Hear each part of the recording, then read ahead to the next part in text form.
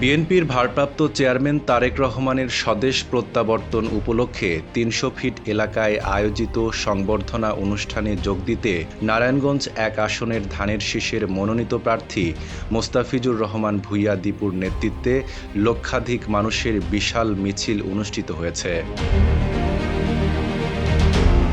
মিছিলটি রূপগঞ্জের নীলা মার্কেট চত্বর এলাকা থেকে শুরু হয়ে ৩০০ ফিটে আয়োজিত সংবর্ধনা অনুষ্ঠানে গিয়ে মিলিত হয়। এ সময় বিএনপি ও অঙ্গ সংগঠনের নেতাকর্মীদের পাশাপাশি সাধারণ মানুষের স্বতঃস্ফূর্ত অংশগ্রহণ লক্ষ্য করা যায়। মিছিল জুড়ে তারেক রহমান ও বিএনপির পক্ষে নানা স্লোগানে মুখরিত হয়ে ওঠে পুরো এলাকা।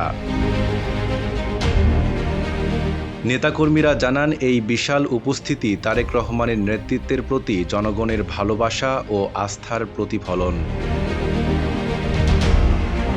নাঈম আরাবী, ঢাকা পোস্ট।